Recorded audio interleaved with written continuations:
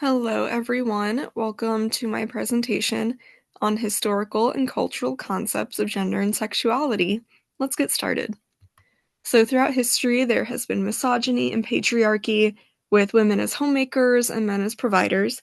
This has been a thing ever since prehistory, with women staying home and bearing children. They were considered the weaker sex, and men went out and they were hunting and going to war. So, let's explore the timeline of misogyny, patriarchy, gender, and sexuality. In classical antiquity, there was a relationship called pederasty. It was between a master and apprentice. It was usually two males, and they would have a special relationship and spend a lot of time together. There were also lesbian poets such as Sappho, who wrote about their love for women, and there was an established patriarchy with men going to war and women staying home. Love and sexuality was more of a power dynamic rather than having romance and love. In classical India, there is a famous book called the Kama Sutra. It showed many sexual and romantic practices, some between men and some between women. Love was a bit more multifaceted. People were in relationships for love and attraction. There was also a third gender called Hijra. They were non-binary, and they were treated as community leaders and mentors. In dynastic Egypt, statues were depicting men and women as separate. Femininity consisted of the qualities of eroticism, beauty, nurturing, intermediary between the divine and human, and domesticity. Masculinity considered fertility, violence, and professionalism. Women were known to enjoy sex and be very empowered and liberated, and men were considered the fertile ones, and women were considered the incubator. The battlefield was considered the field of manhood, where boys turned into men. And like I said, women were intermediators between the human and divine. They were known to connect humanity with divinity, such as gods. Sometimes women did take masculine roles alongside their pharaoh or king, such as Pharaoh Hatshepsut.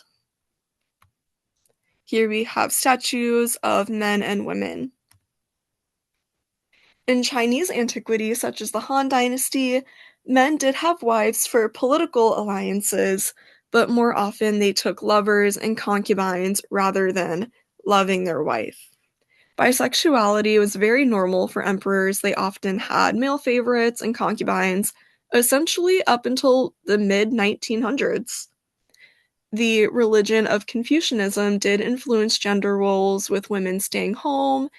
They had to have a dowry, which increased their alleged value to men, and essentially they just stayed at home while men were the more domineering force, and they led basically the entire country. Women took control while their husbands were gone to business ventures. Here we have pictures of a woman peeking in on her male lover engaging with another male, and another MLM picture. In the Middle Ages and Renaissance, desire was a lot more multifaceted. It could be professional, courtly, or it could be carnal. There could be intense desire. There was more of a spectrum. There were also marriages for alliances, but some were also for love. Many alliances were betrothals between family members. Sex was very much based on Christianity. Women were supposed to be chaste and virginal. Meanwhile, there weren't really any rules for men. They often took lovers and concubines. Again, the church was very powerful and it restrained love in many ways. Sex could only be on certain days and certain months. And sex was only allowed in the missionary position, which is really interesting. The church saw sex as a necessary evil or a duty rather than doing it for love. Homosexuality was very much condemned. It could be punished by death, you could be tortured, and women did domestic work, but also they sometimes had power based on their nobility status. Here we have a painting from the Middle Ages of a couple engaging in an embrace, and then the birth of Venus, which came later in the Renaissance as an ideal of beauty for women. In modern history, there was an umbrella term called Two-Spirit. They were essentially a third gender or non-binary person. Both masculine and feminine traits were celebrated. But unfortunately, when the British and French came over, they imposed their cultural norms. But women could also lead alongside chiefs or even take their place. Here I have a video on what it means to be Two-Spirit.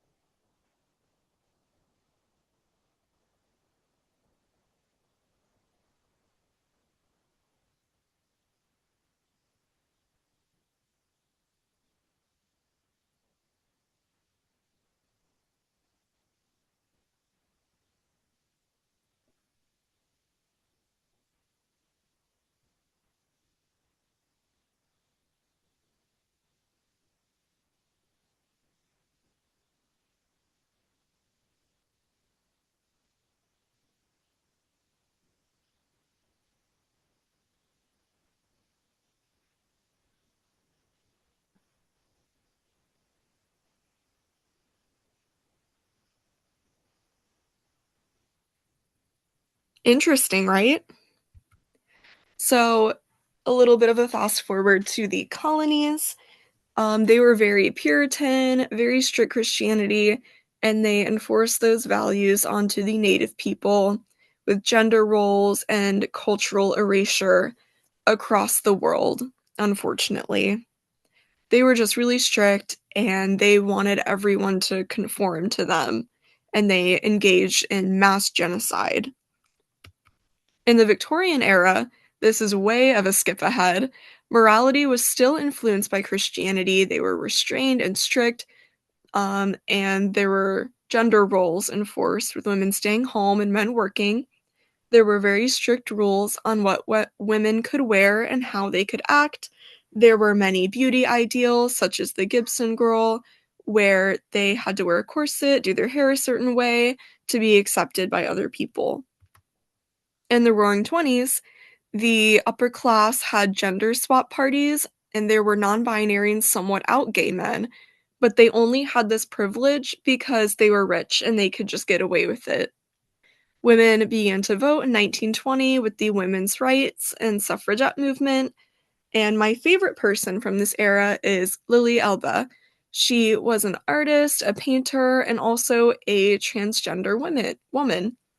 And she was the first trans woman to undergo gender sex affirmation surgery, which is honestly an amazing thing for the 1920s, and she really paved the way for trans women today. In the 80s to the present, there has been a lot more gender and sexual equality, such as Stonewall. That was a huge thing where gay people fought for their rights, even if it had to be violent. Drag queens were more popularized in media, like Divine. She was in a lot of movies. It was a bit more accepted, but people still didn't like them. And eventually, gay marriage was legalized by President Obama, and there was a lot more freedom in that way. Gay people could get married, and it was great. We continue to press this binary while there's still heteronormativity and prejudice. In conclusion, patriarchy has been the overarching theme throughout history, but women and LGBTQ people have found a lot of ways to be empowered in the face of adversity, and we've always been here pretty much. There's a lot of people who argue that being gay or trans is a new thing, but it's not. It's always been a thing. Anyway, thank you for listening, and I really hope you learned something from this presentation.